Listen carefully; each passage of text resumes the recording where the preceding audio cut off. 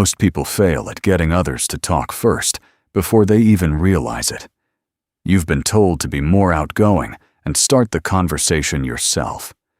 That's exactly why you feel stuck and drained. Every time you scan the room, hoping someone notices you, you create silent pressure.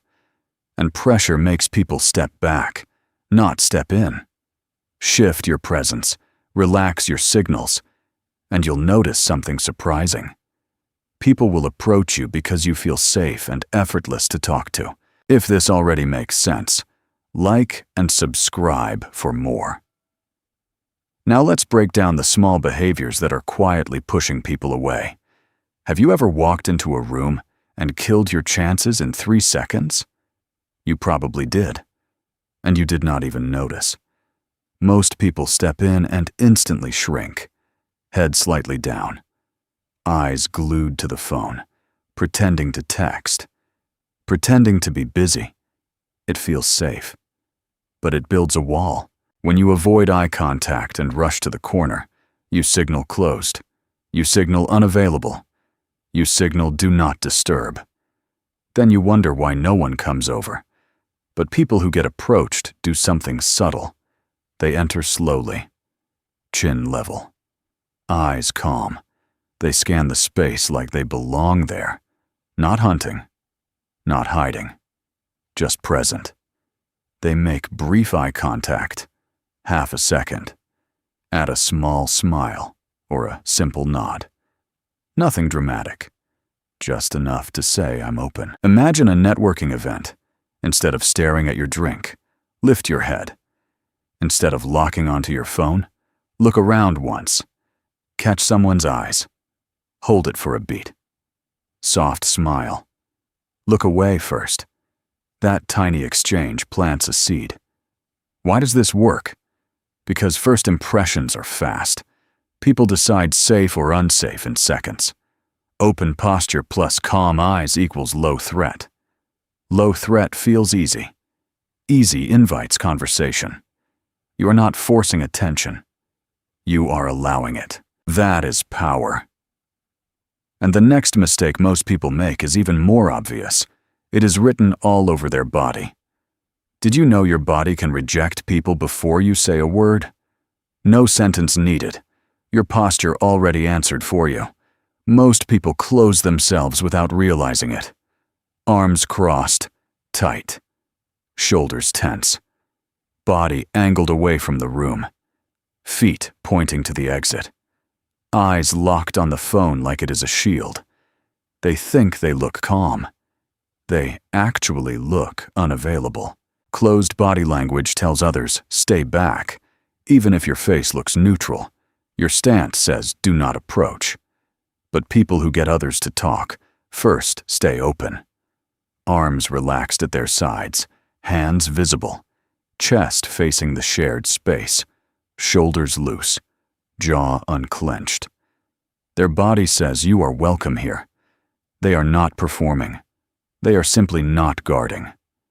Picture a small gathering. Instead of folding your arms, let them hang naturally. Instead of turning toward the wall, angle toward the group.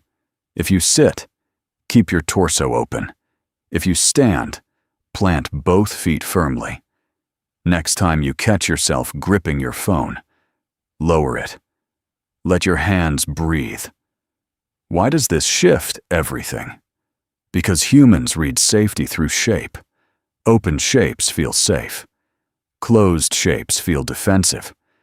Safety lowers resistance. Lower resistance makes it easier to walk up and speak. You do not need clever lines. You need accessible energy. That is the difference. And here is where most people sabotage it again. Not with their body, with their neediness. What if the real reason no one talks to you is not your looks, not your status, but your waiting energy? Yes, people can feel it. Most people walk into a room secretly hoping to be chosen. They scan faces again and again. They check who is noticing them. They adjust their posture every few seconds. They laugh a bit louder than necessary. They hover near conversations, waiting for an opening. It creates pressure, not loud pressure, silent pressure. And pressure makes others uncomfortable. No one wants to feel responsible for validating you. But people who get approached operate differently. They are not waiting. They are engaged. They pick up a book. They examine the artwork. They sip their drink slowly. They talk to the host. Not to be seen, but because they are genuinely there. They look self-contained, complete. Next time you are at a cafe or event, stop scanning the room. Choose one thing and focus on it. Read. Write a note. Observe something with real curiosity. If someone looks your way, fine. If not, still fine. Instead of seeking attention, build presence. Why does this flip the dynamic? Because independence is attractive. When you do not need interaction to feel okay, you remove social pressure. And without pressure, people feel free to approach. When you do not care who talks first, you become the one worth talking to. Big shift. What if the moment you stop caring is the moment they start? Sounds backwards. It is. Most people measure their value by one thing. Did someone talk to me or not? If no one approaches, they feel rejected.